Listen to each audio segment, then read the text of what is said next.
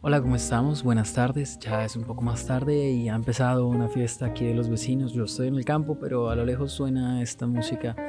Me agrada mucho pues la conciencia de los sectores populares de fiesta. Me parece que la fiesta es un espacio muy importante en la historia de la humanidad, un poco acudiendo a lo dionisíaco y al estar en la tierra, aquello que no tiene forma, que no es apolíneo, que no es perfecto, la escultura que se perpetúa, es perenne. Sin embargo, este efecto cultural de la vida, que es dionisíaco en términos nietzscheanos, permite las conciencias populares y nosotros que pertenecemos al pueblo y al proletariado, pues tendríamos que reflexionar un poco sobre eso y pues perdón, empiezo con esto atribuyéndome unas cosas sobre esta lectura, pero la reflexión o la circunstancia me invita a, no sé si alcancen a escuchar el tipo de música que está sonando y lo que quiero decir es que hay que reinterpretar estos espacios y reinterpretar el placer, como decía el señor Bifo Berardi, un filósofo contemporáneo muy interesante también, porque precisamente a través de la industria cultural o de los factores culturales las personas empiezan a interpretar lo que es placentero de una manera porque es lo que se consume en los espacios de fiesta, y muchos de esos contenidos lo que hacen es prolongar estadios tanto de violencia, como en el caso de las telenovelas colombianas, como otro tipo de cosas que lo único que hacen es aumentar las distancias entre las personas y sobre todo aumentar la explotación de la clase obrera, de nosotros que pertenecemos al proletariado. Bueno, continuemos pues entonces con lo que nos concierne, que es el Manifiesto Comunista, y vamos con el tercer capítulo, que es literatura socialista y comunista, que pues esto se divide en unos cuantos ítems. Primero, el socialismo reaccionario, segundo, el socialismo conservador o burgués, y tercero, el socialismo y el comunismo crítico utópico. Y bueno, hay unas pequeñas subdivisiones en el socialismo reaccionario, pero pues vamos allá. Socialismo reaccionario. Primero, el socialismo feudal. Por su posición histórica, la aristocracia francesa e inglesa estaba llamada a escribir liberos contra la moderna sociedad burguesa. En la Revolución Francesa de julio de 1830 y en el movimiento inglés por la reforma parlamentaria habían sucumbido una vez más bajo los golpes del odiado advenedizo. En adelante no podía hablarse siquiera de una lucha política seria, no le quedaba más que una lucha literaria. Pero también en el terreno literario la vieja fraseología de la época de la Restauración había llegado a ser inaplicable. Para crearse simpatías era menester que la aristocracia aparentase no tener en cuenta sus propios intereses y que formulara su acta de acusación contra la burguesía solo en interés de la clase obrera explotada. Diose de esta suerte la satisfacción de componer canciones satíricas contra su nuevo amo y de musitarle al oído profecías más o menos siniestras. Así es como nació el socialismo feudal. Mezcla de jeremiadas y pasquines, de ecos del pasado y de amenazas del porvenir. Si alguna vez su crítica amarga, mordaz e ingenuosa hirió a la burguesía en el corazón, su incapacidad absoluta para comprender la marcha de la historia moderna concluyó siempre por cubrirlo de ridículo. A guisa de bandera, estos señores enarbolaban el saco de mendigo del proletario a fin de atraer al pueblo, pero cada vez que el pueblo acudía advertía que sus posaderas estaban ornadas con el viejo blasón feudal y se dispensaba en medio de grandes e irreverentes carcajadas. Una parte de los legitimistas franceses y la joven Inglaterra han dado al mundo este espectáculo cómico. Cuando los campeones del feudalismo aseveraban que su modo de explotación era distinto del de la burguesía, olvidan una cosa, y es que ellos explotaban en condiciones y circunstancias por completo diferentes y hoy anticuadas. Cuando advierten que bajo su dominación no existía el proletariado moderno, olvidan que la burguesía moderna es precisamente un retoño necesario del régimen social suyo. Disfrazan tampoco, por otra parte, el carácter reaccionario de su crítica, que la principal acusación que presentan contra la burguesía es precisamente haber creado bajo su régimen una clase que hará saltar por los aires todo el antiguo orden social. Lo que imputan a la burguesía no es tanto el haber hecho surgir un proletariado en general, sino el haber hecho surgir un proletariado revolucionario.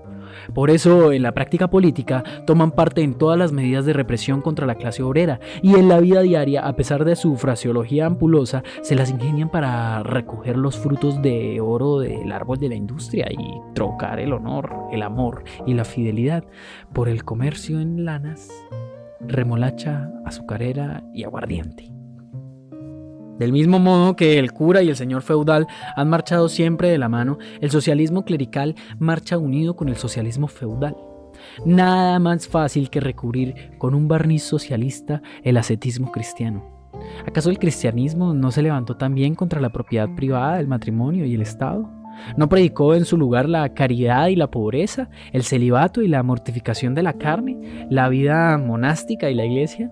El socialismo cristiano no es más que el agua bendita con que el clérigo consagra el despecho de la aristocracia. B. El socialismo pequeño burgués. La aristocracia feudal no es la única clase derrumbada por la burguesía, y no es la única clase cuyas condiciones de existencia empeoran y van extinguiéndose en la sociedad burguesa moderna. Los habitantes de las ciudades medievales y el estamento de los pequeños agricultores de la Edad Media fueron los precursores de la burguesía moderna. En los países de una industria y un comercio menos desarrollados, esta clase continúa vegetando al lado de la burguesía en auge. En los países donde se ha desarrollado la civilización moderna, se ha formado y, como parte complementaria a la sociedad burguesa, sigue formándose sin cesar una nueva clase de pequeños burgueses que oscila entre el proletariado y la burguesía. Pero los individuos que la componen se ven continuamente precipitados y las filas del proletariado, a causa de la competencia y con el desarrollo de la gran industria, ven aproximarse el momento en que desaparecerán por completo como fracción independiente de la sociedad moderna y en que serán reemplazados en el comercio, en la manufactura y en la agricultura por capataces y empleados. En países como Francia, donde los campesinos constituyen bastante más de la mitad de la población, era natural que los escritores que defendiesen la causa del proletariado contra la burguesía aplicasen a su crítica del régimen burgués el rasero del pequeño burgués y del pequeño campesino, y defendiesen la causa obrera desde el punto de vista de la pequeña burguesía. Así se formó el socialismo pequeño burgués. Sismondi es el más alto exponente de esa literatura, no solo en Francia, sino también en Inglaterra. Este socialismo analizó con mucha sagacidad las contradicciones inherentes a las modernas relaciones de producción. Puso al desnudo las hipócritas apologías de los economistas. Demostró de una manera irrefutable los efectos destructores de la maquinaria y de la división del trabajo, la concentración de los capitales y de la propiedad territorial, la superproducción, la crisis, la inevitable ruina de los pequeños burgueses y de los campesinos, la miseria del proletariado, la anarquía en la producción, la escandalosa desigualdad en la distribución de las riquezas, la exterminadora guerra industrial de las naciones entre sí, la disolución de las viejas costumbres, de las antiguas relaciones familiares, de las viejas nacionalidades. Sin embargo, el contenido positivo de ese socialismo consiste bien en su anhelo de restablecer los antiguos medios de producción y de cambio, y con ellos las antiguas relaciones de propiedad y toda la sociedad antigua, bien en querer encajar por la fuerza los medios modernos de producción y de cambio en el marco de las antiguas relaciones de propiedad que ya fueron rotas, que fatalmente debían ser rotas por ellos. En uno y otro caso, este socialismo es a la vez reaccionario y utópico. Para la manufactura, el sistema gremial; para la agricultura, el régimen patriarcal. He aquí su última palabra. En su ulterior desarrollo, esta tendencia ha caído en un marasmo cobarde. El socialismo alemán, tercero, el socialismo alemán o socialismo verdadero. La literatura socialista y comunista de Francia, que nació bajo el yugo de una burguesía dominante como expresión literaria de la lucha contra dicha dominación, fue introducida en Alemania en el momento en que la burguesía acababa de comenzar su lucha contra el absolutismo feudal.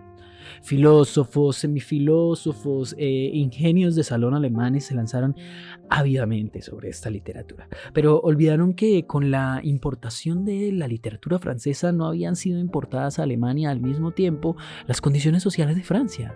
En las condiciones alemanas, la literatura francesa perdió toda significación práctica inmediata y tomó un carácter puramente literario.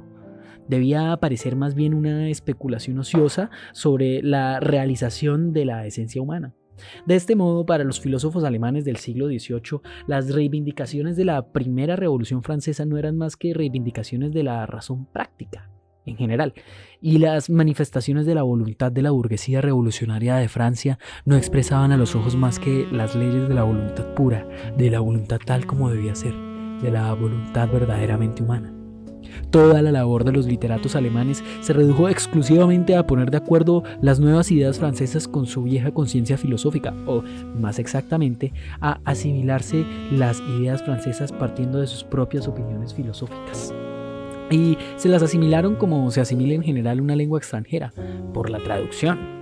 Se sabe cómo los frailes superpusieron sobre los manuscritos de las obras clásicas del antiguo paganismo las absurdas descripciones de la vida de los santos católicos. Los literarios alemanes procedieron inversamente con respecto a la literatura profana francesa. Deslizaron sus absurdos filosóficos bajo el original francés. Por ejemplo, bajo la crítica francesa de las funciones del dinero escribían enajenación de la esencia humana. Bajo la crítica francesa del Estado burgués decían eliminación del poder de lo universal abstracto. Y así sucesivamente. A esta interpolación de su fraseología filosófica en la crítica francesa le dieron el nombre de filosofía de la acción, socialismo verdadero, ciencia alemana del socialismo, fundación filosófica del socialismo, etc. De esta manera fue completamente castrada la literatura socialista comunista francesa, y como en manos de los alemanes dejó de ser expresión de la lucha de una clase contra otra, los alemanes se imaginaron estar muy por encima de la estrechez francesa y haber defendido en lugar de las verdaderas necesidades la necesidad de la verdad, en lugar de los intereses del proletariado los intereses de la esencia humana, del hombre en general, del hombre que no pertenece a ninguna clase ni a ninguna realidad y que no existe más que en el cielo brumoso de la fantasía filosófica. Este socialismo alemán, que tomaba tan solemnemente en serio sus torpes ejercicios de escolar y que con tanto estrépito charlatanesco los lanzaba a los cuatro vientos, fue perdiendo poco a poco su inocencia pedantesca.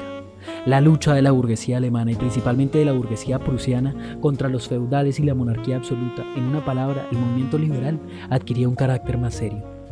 De esta suerte se le ofreció al verdadero socialismo la ocasión tan deseada de contraponer al movimiento político las reivindicaciones sociales, de fulminar los anatemas tradicionales contra el liberalismo, contra el Estado representativo, contra la concurrencia burguesa, contra la libertad burguesa de prensa, contra el derecho burgués, contra la libertad y la igualdad burguesas, y de predicar a las masas populares que ellas no tenían nada que ganar y que más bien perdían todo en ese movimiento burgués.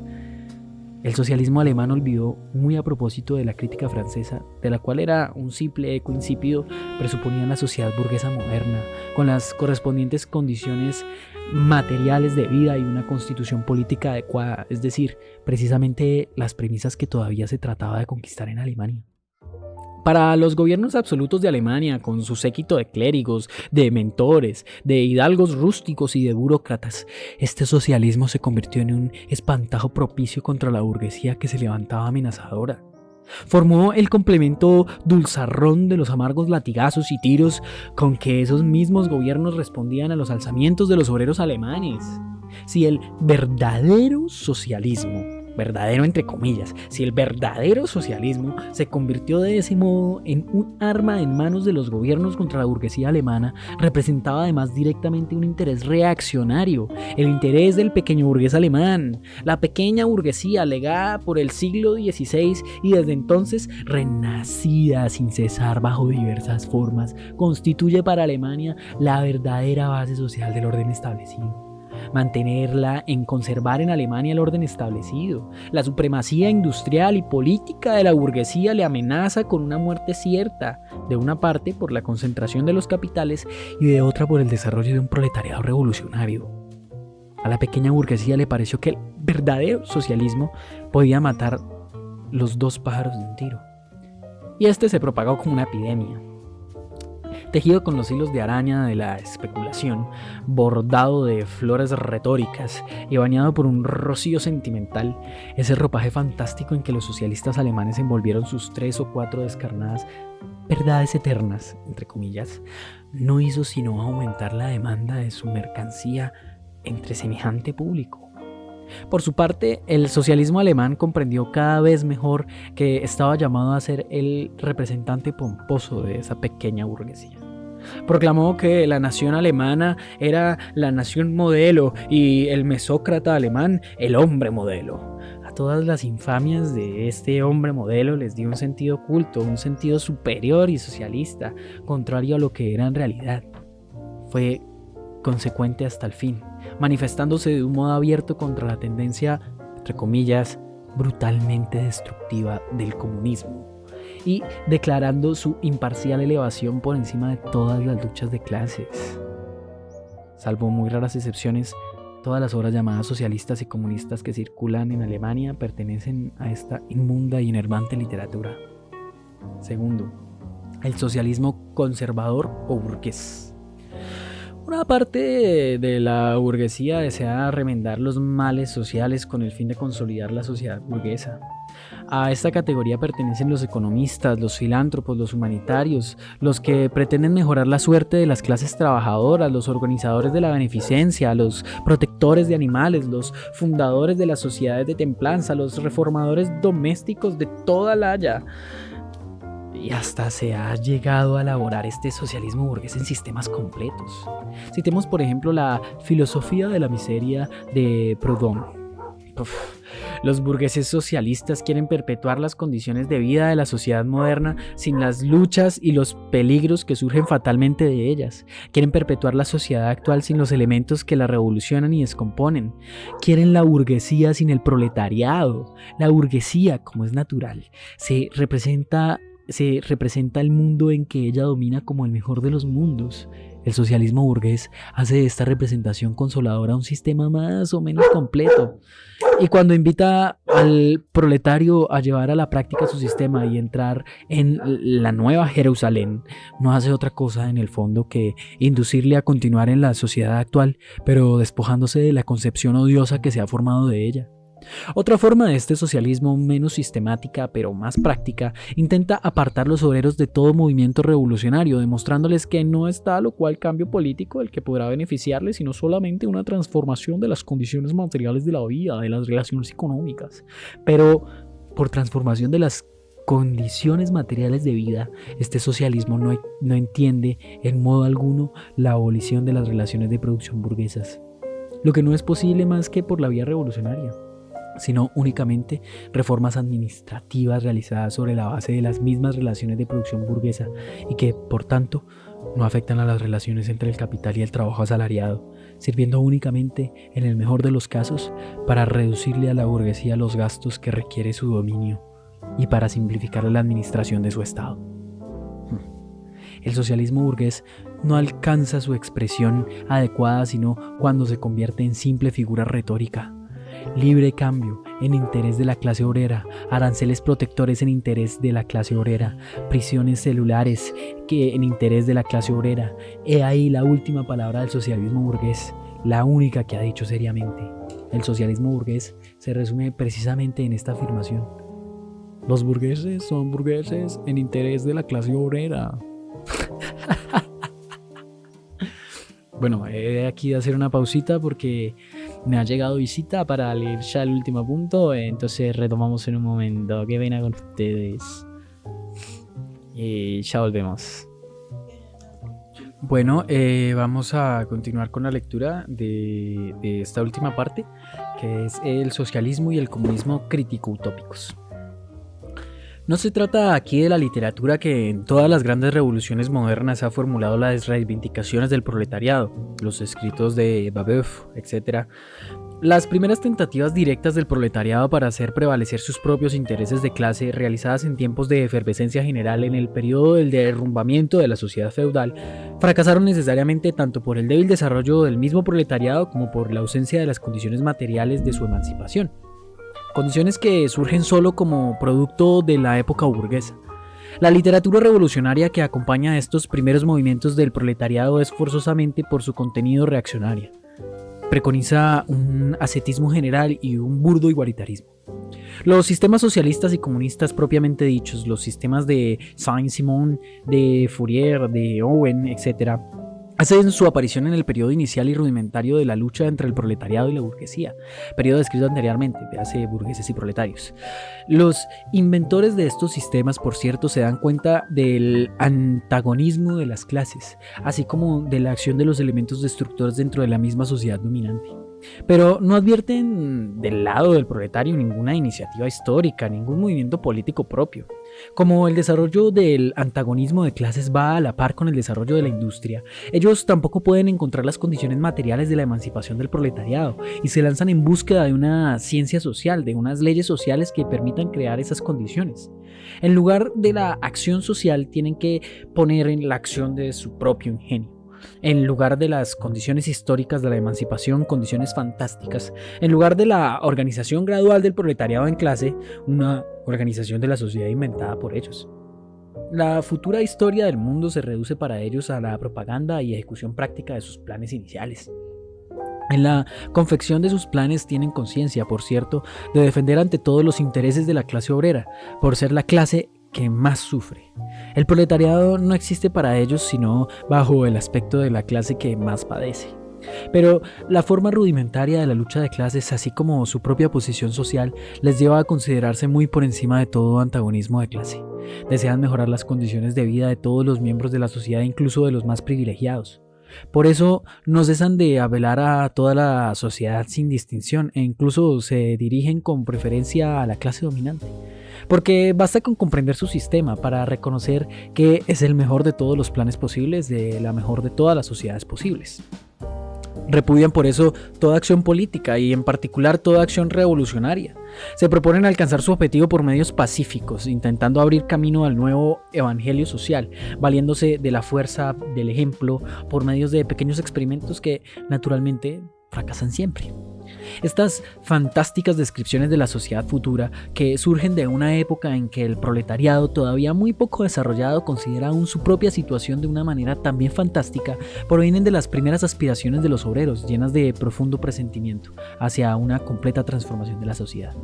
Mas estas obras socialistas y comunistas encierran también elementos críticos, atacan todas las bases de la sociedad existente y de este modo han proporcionado materiales de un gran valor para instruir a los obreros. Sus tesis positivas referentes a la sociedad futura, tales como la supresión del contraste entre la ciudad y el campo, la abolición de la familia, de la ganancia privada y del trabajo asalariado, la proclamación de la armonía social y la transformación del Estado en una simple administración de la producción, todas esas tesis no hacen sino anunciar la eliminación del antagonismo de clase, antagonismo que comienza solamente a perfilarse y del que los inventores de sistemas no conocen todavía sino las primeras formas indistintas y confusas. Así, estas tesis tampoco tienen más que un sentido puramente utópico. La importancia del socialismo y del comunismo crítico-utópicos está en razón inversa al desarrollo histórico. A medida que la lucha de clases se acentúa y toman formas las definidas, el fantástico afán de ponerse por encima de ella, esa fantástica oposición que se le hace, pierde todo valor práctico, toda justificación teórica. He ahí porque si en muchos aspectos los autores de esos sistemas eran revolucionarios, las sectas formadas por sus discípulos son siempre reaccionarias, pues se aferran a las viejas concepciones de sus maestros, a pesar del ulterior desarrollo histórico del proletariado. Buscan pues, y en eso son consecuentes, embotar la lucha de clases y conciliar los antagonismos. Continúan soñando con la experimentación de sus utopías sociales, con establecer falansterios aislados, crear home colonies en sus países o fundar una pequeña Icaria, edición de endosado de la Nueva Jerusalén. Y para la construcción de todos estos castigos, en el aire se ven forzadas en apelar a la filantropía de los corazones y de los bolsillos burgueses. Poco a poco van cayendo en la categoría de los socialistas reaccionarios o conservadores descritos más arriba y solo se distinguen de ellos por una pedantería más sistemática y una fe supersticiosa y fanática en la eficacia milagrosa de su ciencia social. Por eso se ven con encarnizamiento a todo movimiento político de la clase obrera, pues no ven en él sino el resultado de una ciega falta de fe en el nuevo evangelio. Los owenistas en Inglaterra reaccionan contra los cartistas y los fourieristas en Francia contra los reformistas.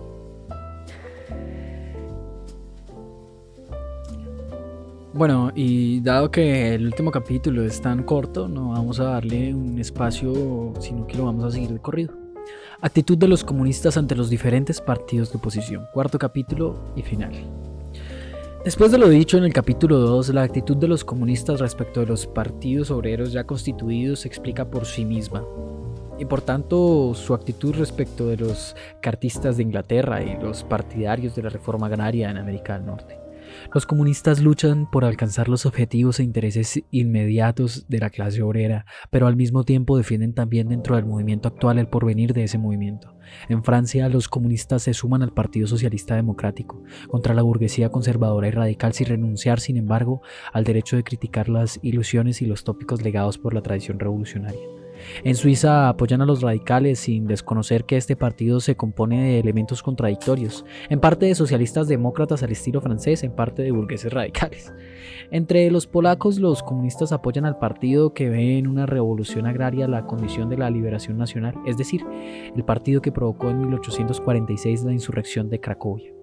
En Alemania, el Partido Comunista lucha al lado de la burguesía, en tanto que ésta actúa revolucionariamente contra la monarquía absoluta, la propiedad territorial feudal y la pequeña burguesía reaccionaria.